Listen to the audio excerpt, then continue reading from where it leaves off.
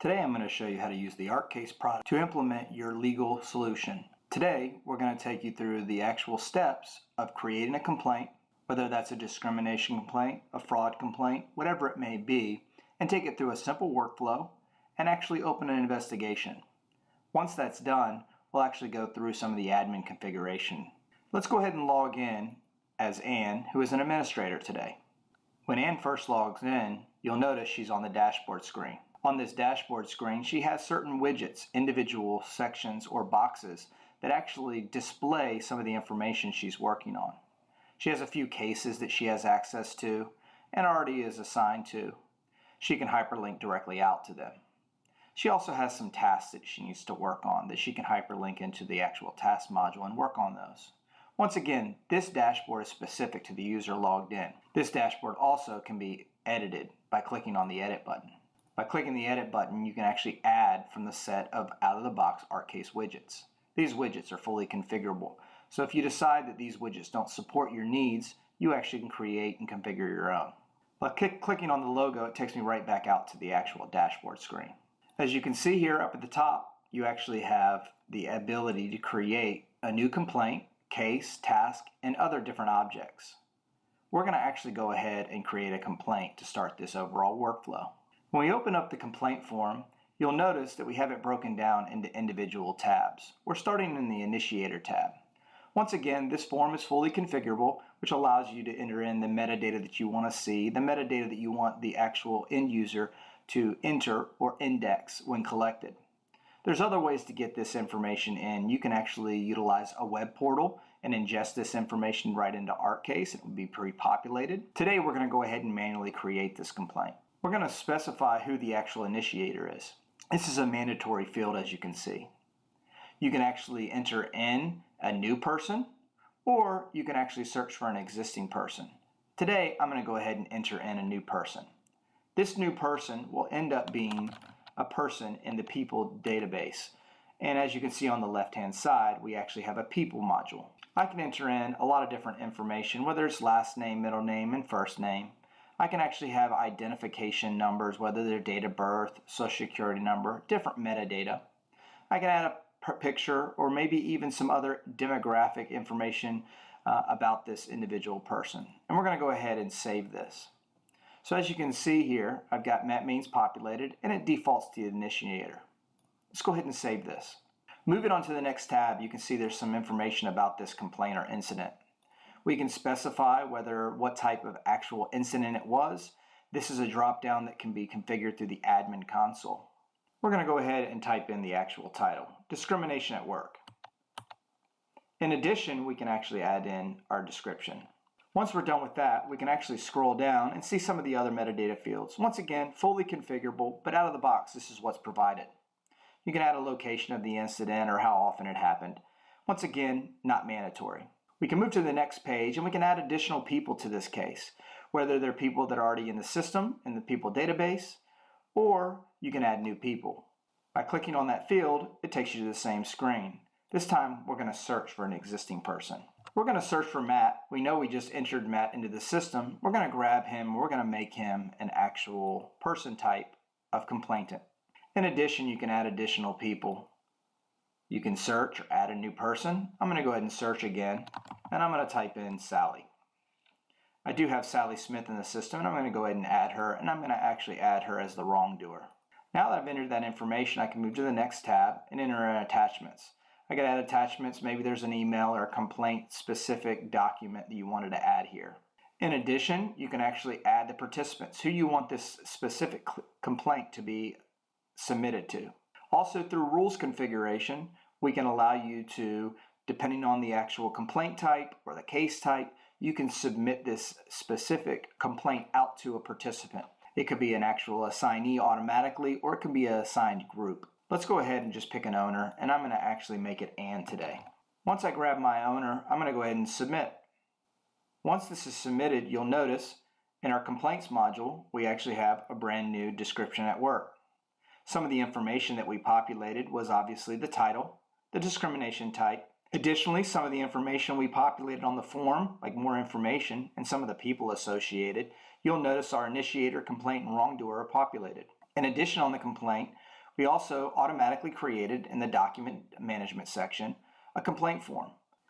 As you can see here, when the complaint image is loaded, you'll notice that it's just the form that was actually generated from the information we collected on the actual global new complaint form. This form is just showing a representation of how we can demonstrate the data on a specific document or electronic document. Now that we've created this complaint, we're going to take it through the workflow. We're going to do this workflow in minutes versus what would usually take days, weeks, or even months to actually take this complaint through a workflow. You do have the ability to do many different things on this complaint, but before we actually take it through the workflow, let's talk a little bit about that. You can add in details. You can add a location of where this complaint happened. You don't have to actually enter it in at the time of creation. So let's go ahead and enter in a location. You do have the ability to determine whether this is actually the primary location. You can have multiple locations. We're going to say this is the primary. You do have the ability to use the actual tree on the left-hand side or the icons at the bottom. Once again, you're seeing the people that we already added. You can actually edit these people or delete these people at this point. You do have the ability to also add an organization that may be associated. You have the document details, which we talked about. And this is a robust document details section where you can add in new folders, subfolders, new documents, and you can dictate which document types you want, and that can be done in the admin configuration lookup tables. Additionally, you do have role-based access control on your complaint. Not only on the overall complaint, but on your individual documents, you can control your participants. You can add rolling notes associated to this complaint. You also can add tasks, whether they're tasks that are associated manually to this individual complaint, or what you'll see in a minute when we work through the workflow, automated tasks that are associated with this complaint. You also have the ability to add in references, view all the history associated with this complaint. You can add a time or a cost sheet associated to a complaint to track all of your hours and costs associated. You also have the ability to add tags. Now let's go ahead and let's move forward with actually processing this workflow. I'm going to take this to the workflow now. When I click Close Complaint, it's actually going to open up another form. This form is what kicks off the workflow.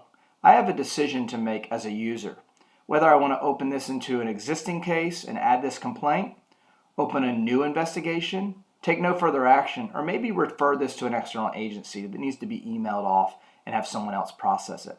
Today we're actually going to open an investigation. I'm going to go ahead and search for the user that I want to approve this. I'm going to have Sally go ahead and approve this.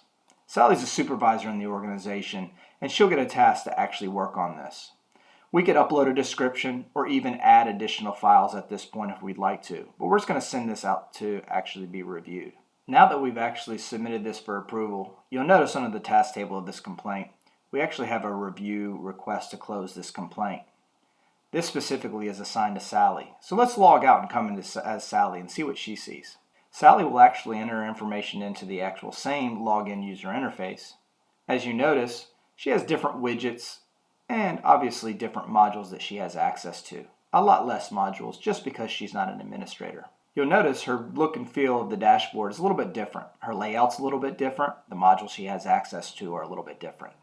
You'll notice that she actually has quite a few tasks, but I know this is the task we want to work on. So we'll click on that. It'll take us right into the actual task.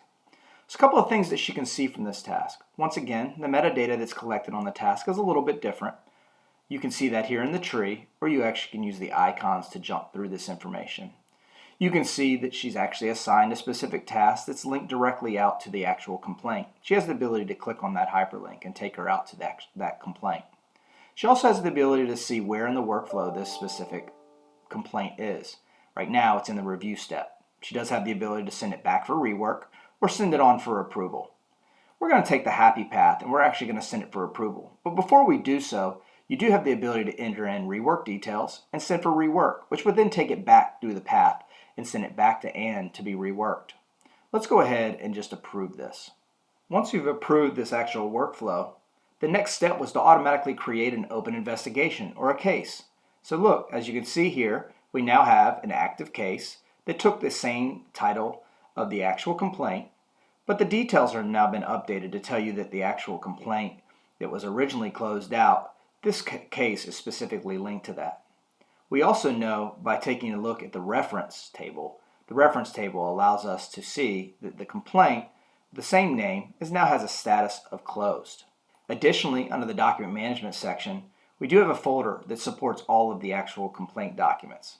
They've all been automatically moved over to a record. So if you do decide to use a records management plan for your specific group, you do have the ability to configure rules, once again, through configuration to dictate on a change of status, like a close of a complaint, that all the documents associated with that complaint would be recorded as a record. Now that we see that this case has been created, and there's already some content here, let's actually log out and come in as a couple of different users and show how they can collaborate on these documents, on tasks, and also how they can email things out and edit things online. So let's log out and come in as Ian. Once again, I just click on Ian and we'll sign in. Once again, Ian has a little bit of a different look and feel. His dashboard once again is set up to his personal preference. But we're going to go ahead and jump into the case module. Ian has access to this case module. You'll notice there's no current assignee, but you do have an assigned group. The reason that Ian actually has access to claim this, all he has to do is click on claim. It will then assign it to Ian because Ian is part of the investigator group, which means that essentially we can send out an actual case that's assigned specifically to a group and not a user. That way, any user within that group can actually claim it. Yes, you do have the ability to assign out to different users automatically, but in this case, we're just showing you the way to grab from a specific bucket of work. So, now that Ian's claimed it, what can Ian do? Well, Ian can come through and look at all the different information associated. Maybe Ian hasn't been involved in the original complaint, so he needs to review the information. Maybe he wants to look at the complainant, Matt Maines. By clicking on Matt Maines and hyperlinking out to the information, you'll notice it takes me into a people module. And then I can look through the actual details to see some of the information if any of those are populated. Also within the case, I can do a lot of things associated to document management. You'll notice that in the document management section, we do have a folder already, and it has these record documents. I can't manipulate these since they're already records, but I do have the ability to collaborate and add new documents to support this case. So let's go ahead and create a folder. So I'm going to say documents. I also could have specific folder within that document folder and just say notes. I additionally could add folders for videos or other different categories. Once I've done that, I actually can add new documents. So let's go ahead and add another document. So as you can see here, I've just got some generic samples. I'm going to grab a couple of different documents. Once I add those documents, as you're noticing, I can add more than one file at a time. I also have the ability to drag and drop from a network drive or the desktop or different other places. Now that Ian's added these files, maybe he decides he wants to open and view them, or maybe even edit them. We do have the ability to right-click and do quite a few things on different documents. We can open them in the viewer to annotate and redact them. We can edit them. We can email them out. We even can kick off a task for one or many documents for someone else to review. So why don't we do that? Why don't we kick off a task for someone to review this? I'm actually going to assign this task for Anne. So I'm going to search for Anne. I'm going to find her information, and then I'm actually going to select which group. She has two groups associated with her name, so we have to pick which group and access she has to this task. So we're going to have her review this document. We're going to do it today. And the great thing about kicking off a document through a new task is you have the ability to pick what type of workflow it wants to go through. We have some sample workflows here out of the box, but really the difference is how many different steps that you want it to go through. Whether you want it to go through a review, approve, reject workflow, like this one, or possibly a multi-step approval workflow, like the corrective action. We're going to go ahead and send it through the review, approve, and reject. What you'll notice here, if you go over to the task, you'll actually see that we now have a task automatically created for Anne to review this document. We'll come back to that later. Additionally, within the document section, you do have the ability to upload all types of format. So let's go ahead and add some more document. We're going to go ahead this time and we're actually going to upload a Word document. Addition to that, we're going to go ahead and we're going to upload a video file. Not only are we going to upload video, let's go ahead and upload a couple of images also. You'll notice here we've uploaded PDFs, docx's, we're also uploading JPEGs and MP4s. Once again, the limitation on format is that ArkCase does not limit the format. It does not limit the size. It also doesn't limit what can and can't be uploaded unless you decide you want to do that through configuration. Additionally, you do have the ability to email one or many documents. So let's go ahead and grab a few documents and click Send Email. When you click on Send Email, you can send it to many folks in the system. So you can actually select Sally and Ann very quickly, but you also have the ability to add in external users if you decide to do so. You do have the ability to change the subject and the actual body text. Once again, those templates can be maintained and changed in the actual admin module. You also have the ability to unselect certain documents at this point or unselect all of them and just send a direct email. You can send it as an attachment, a hyperlink, or both. The hyperlink would basically be a token that will allow that person to download these documents for a temporary time, like 3 days. So we'll send that off for an email. Additionally, you also have the ability to edit documents. So let's go ahead and edit a document. Let's pick this Word document and let's go ahead and click Edit. It does prompt you to open up in Word. When you open this document, you're actually opening it online, which means it's only caching it locally. I didn't have to save it. We can go ahead and see that there's already some information in this. Maybe I want to edit and add more information. Now that I've entered in some information, all I have to do is save this right back out to the system. Once I'm back in the application, you'll notice now this Word document has a second version. Each time that you edit a document, we retain the original version and we actually version the actual new version. This is the same way if we were to annotate or redact. Let's go take a look and show you what that looks like. By opening up a document, by either right-clicking and clicking Open or double-clicking, you'll land on the actual document viewer. I can actually see multi-page TIFFs here. I can see actual multiple pages here by clicking through the thumbnails or by jumping to the page or going back, forward, last, or first.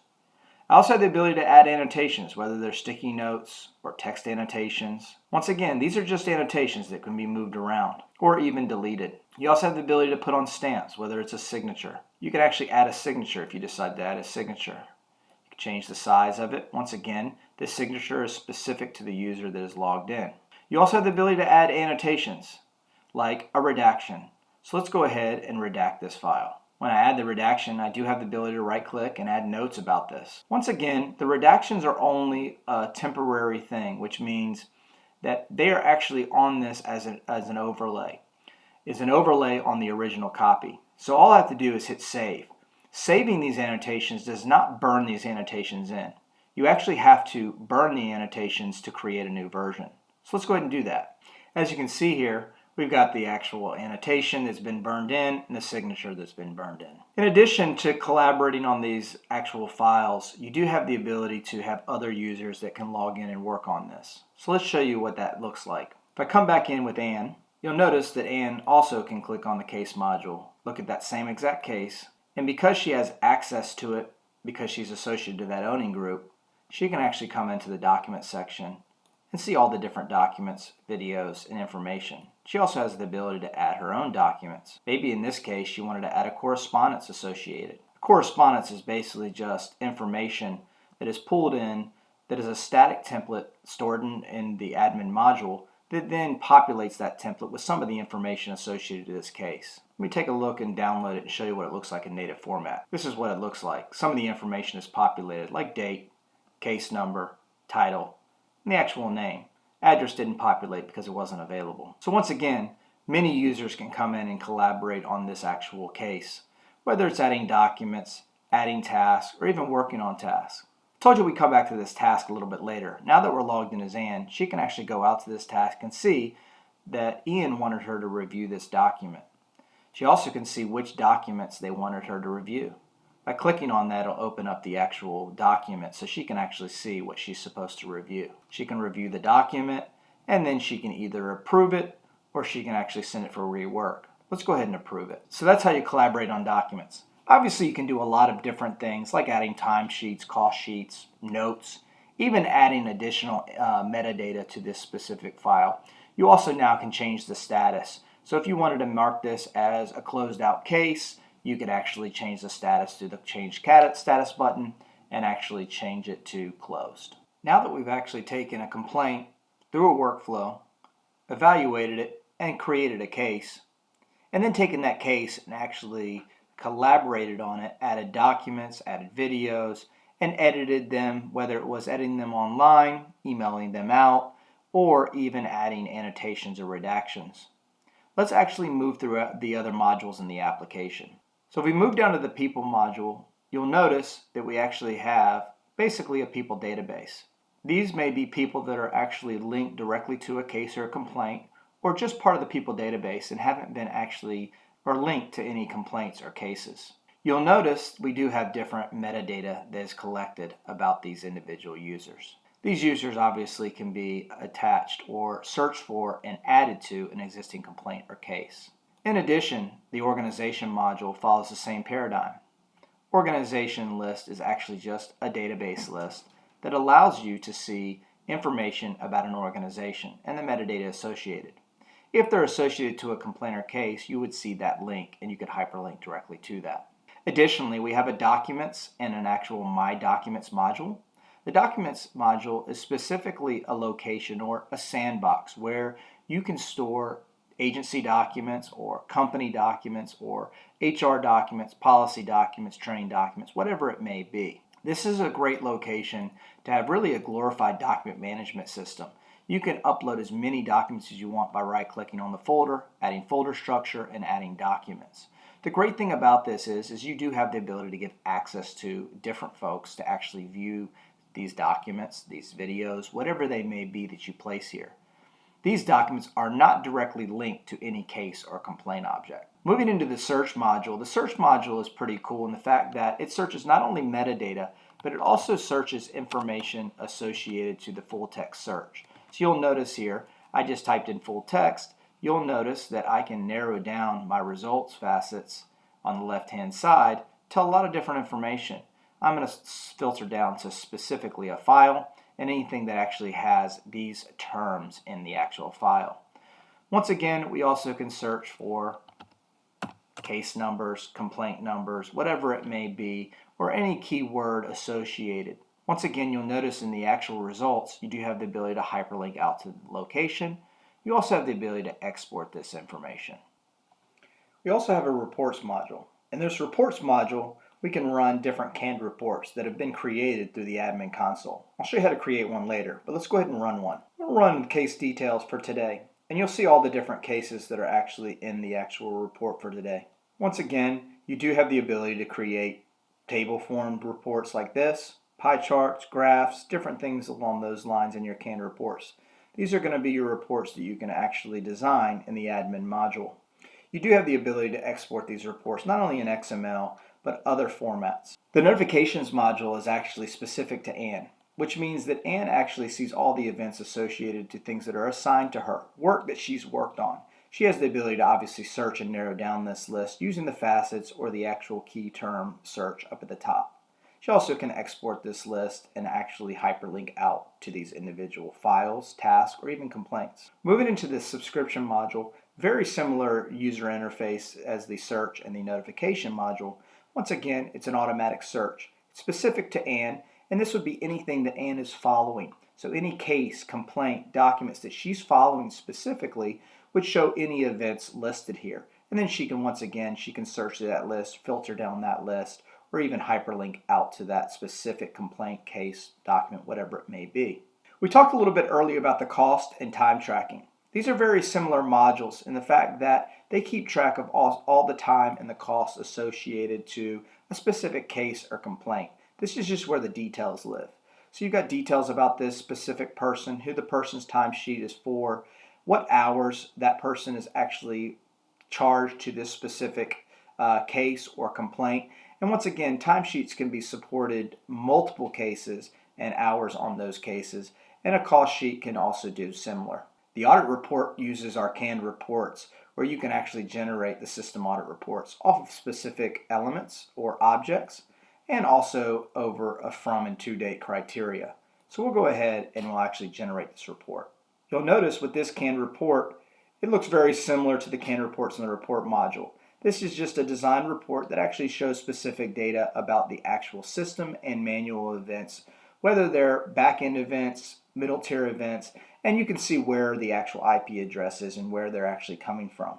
You do have the ability to once again view this in different ways or export it in different formats. Let's now move into the last module, the admin module. This module has a lot of configuration. As we talk through the actual workflow today and actually some of the other modules, I said configuration quite a bit. The biggest goal of ArkCase was really to drive the user configuration through the actual interface or in the admin module where you can manipulate a lot of the actual functionality. I'm going to show you how some of that's done. As you can see here, security is your first section. How do you create users? How do you actually create the actual roles and the privileges that these individual roles have? Well, our integration with Active Directory allows you to utilize many different ways to sync your users over. Once you sync your users over, you do have the ability to then tie those individual groups to functional access control. The functional access control is the role-based access that I talked about earlier. Everything in the application is driven through role-based access, which means that if you do not have the role associated to your group, that role, obviously any of the privileges that role has, you will not have in the system, which means that modules may not be there for you to see. You may not have the ability to add documents. You may not even have access to a specific case. The great thing about functional access control is that you can create as many individual roles and the privileges associated by clicking on the Create Role Privileges. You can edit roles, create new privileges, and once again, you can build out your roles and then tie them back to your functional access where you tie your role to your group. You also have the ability to hide specific modules. So for instance, you notice that we have all of our modules on the left-hand side. In real time, you can actually change this. So maybe I don't want to have access to the actual cost and time tracking. So I'll go ahead and remove the cost. And you'll notice very quickly it already updated to remove the cost module. I could remove other modules too if I decided to do so. Additionally, you do have the ability to maintain your email templates. You can see a list of all the email templates that come out of the box, but you can edit those. You can edit the actual link to what actual templates fire when certain things happen, like if it's a case file, when you're sending attachments, what does that actual template look like? You do also have the ability to manage your widgets. That first home page, that dashboard screen, and all the widgets that are available to Ann versus Sally versus Ian, you have the ability to maintain those here and see all the out-of-the-box widgets. If you create your own widgets for your specific implementation, they would also be listed here, and you can give access to these individual widgets. For instance, the team workload is only available to a role administrator, which means that whatever group that's tied to has access to it. And I know that Ann actually has access to it. So I'm actually going to go out and I'm actually going to take a look to make sure that she has access to the team workflow widget. So I'm going to go out and take a look and see if she has access to the team workload widget. As you can see here, we actually see that she actually has this on her dashboard now, so she's utilizing that widget. You also see it here in the actual widget. Let's go back to admin and let's remove that access from anyone. So go into the dashboard configuration. We'll actually grab that team workload widget and we'll go ahead and take any access away. You'll notice that that action was successful. Let's jump back to the dashboard and take a look and see what that looks like. As you can see now, the widget is completely stripped away from the actual dashboard. It automatically real-time takes it away from not only the dashboard, but from anyone from adding it from their actual list if they had previous access to it. So once again, as you notice there, restricting modules, restricting dashboard widgets, and also restricting reports, very similar. If you want to give access to the reports, you control it from here. If not, you can actually take away the access. And then once again, real time, it will update the reports module. You'll notice that the case details is only assigned to a specific group. Once again, the case summary is not. The complaint reports are both assigned to an admin group. So let's go ahead and remove that admin group for the complaint report. It was successfully done. All I have to do is go right out to the reports module, and you'll notice now I only have 2 reports. Maybe I want to restrict that other complaint report. So I can go right back into the reports configuration, grab that report, and restrict it.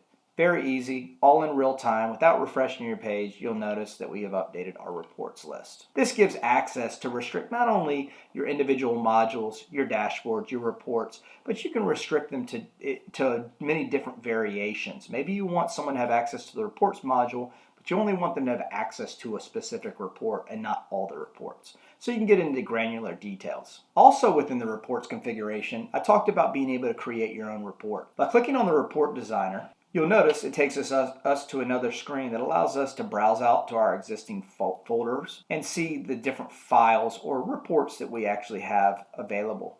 You can see here are the 4 that are available. I do have the ability to select one. I can copy it and work off of that one. I can edit it, or I can actually go right back out to the home screen and I can actually create a brand new interactive report. So I'm going to go ahead and do that. Once I click New Interactive Report, I can actually pick my data source.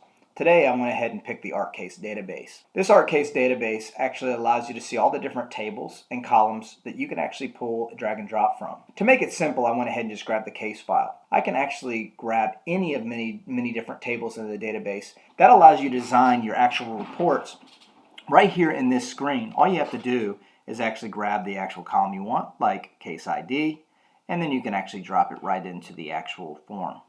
So all you got to do is grab case number, and we'll drop it right in here. You can actually then change whether you want it to be grouped or columned. We're going to go ahead and add a few other things. Let's go ahead and grab the actual date, or maybe let's go ahead and grab the actual case type, and let's put it in as a column also. Additionally to that, we can actually add some other information. Maybe you wanted to add the modified date. Once again, there's a lot of information you can add. This is just a sampling of what you can do. You can add from many different tables, combining reports, and then you can actually group them together. Maybe you wanted to group them by the actual case number. The great thing about this is it's as easy as dragging and dropping this information. You also have the ability to format this in any way you want to, whether it's color. You can change the actual format to really anything you want. You also can double click and actually change the actual information. You can actually change the information by just double clicking, entering the information, hitting enter.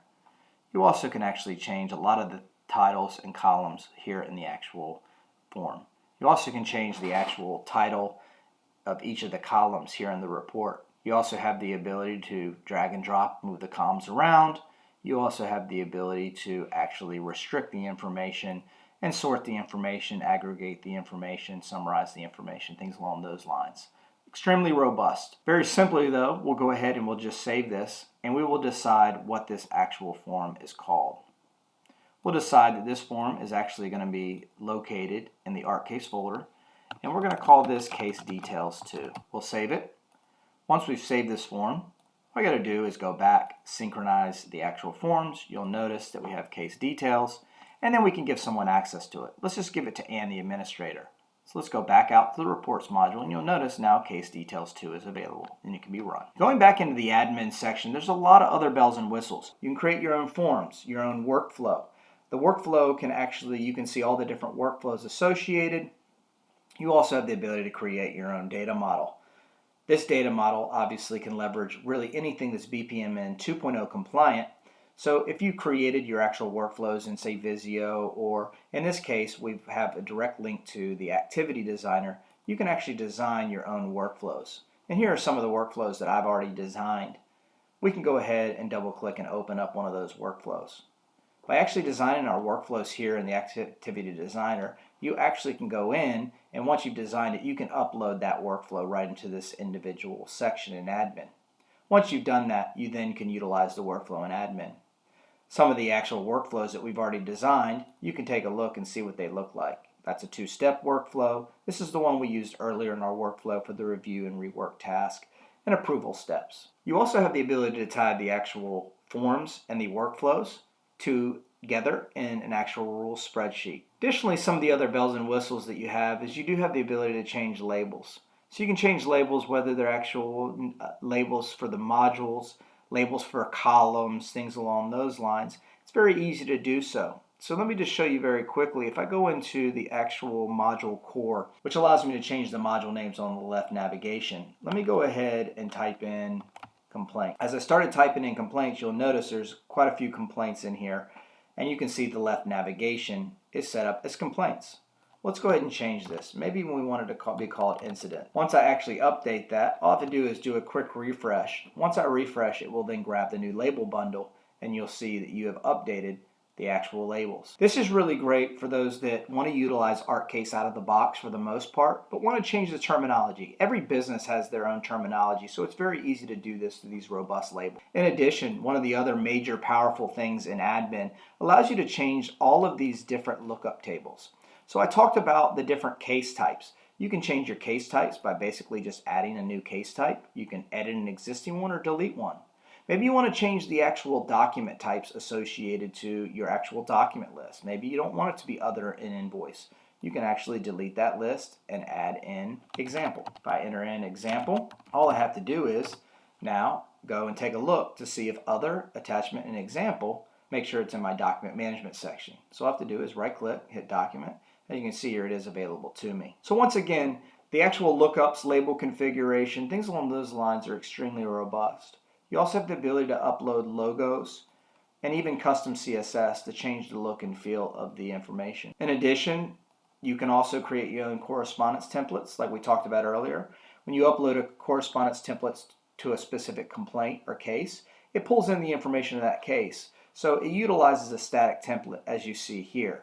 The one that we used today was the acknowledgement letter.